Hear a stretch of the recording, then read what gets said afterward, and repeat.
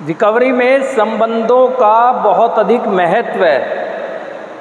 इस बात को फेलोशिप अच्छी तरह जानती है, क्योंकि बिना संबंधों के अगर हम खुशी प्राप्त कर भी लेंगे, वो खुशी कुछ समय तक तो रह सकती है हमारे पास, लेकिन ज़्यादा समय नहीं रह पाएगी अगर हमारे संबंध बेहतर नहीं हैं, कम से कम अपने आप से और अपने परिवार से। क्योंकि जब जन्म हुआ तो परिवार में हुआ, परिवार ने ही संस्कार देकर मेरा पालन पोषण किया और मुझे जो भी मार्गदर्शन मिला वो मेरी बेहतर ज़िंदगी के लिए था, और उस मार्गदर्शन पर अमल करके हमने अपनी बेहतर ज़िंदगी का अनुभव किया है। ठीक है, एक समय बाद हम भटक गए, लेकिन भटक के हम अपने आप से दूर ही नहीं हुए, परिवार से भी दूर हो गए। हमने अपने कर्मों से अपना विनाश तो किया ही किया, उसका प्रभाव परिवार पर भी आया। तो वहाँ पर जो संबंध हमारे विश्वास पर आधारित होते हैं परिवार के साथ, वो थोड़ा डगमगाए। अभी प्रोसेस में हम हैं, तो प्रोसेस में सबसे पहले तो यही होता है जो यहाँ होता है कि समस्या है तो समाधान है ना।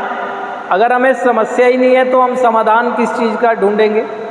तो हम समाधान की तरफ बढ़ जाते हैं, क्योंकि समस्या को मान लेते हैं। फिर होता है समस्या मेरी समस्या है, ब्लेमिंग गेम बंद कर देते हैं, समस्या मेरी समस्या है। अब उसके बाद ये होता है कि समाधान संभव है, समाधान हो सकता है, लेकिन ये है कि समाधान प्रक्रिया है, एक प्रोसेस के तहत होगा। जैसे ही प्रोसेस स्टार्ट होता है तो हमें संबंधों की ज़रूरत पड़ती है, चाहे वो फेलोशिप मेंबर से हो, चाहे परिवार से हो, क्योंकि कम्युनिकेट करते हैं ना हम अपनी बात कि अब जीवन को कैसे आगे बढ़ाना चाहते हैं, तो संबंध तो आएंगे हमारे आगे। अब इस महत्व को समझते हुए और ये जानकारी होते हुए कि हम झिझकते हैं, क्योंकि एक लंबे समय से कम्युनिकेशन गैप है।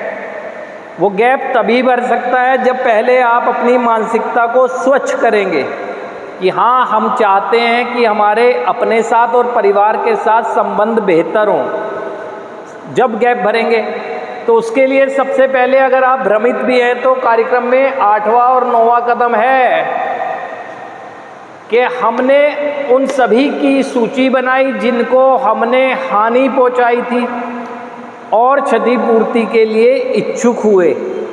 अभी क्षतिपूर्ति की नहीं है, इच्छुक हुए। वो सूची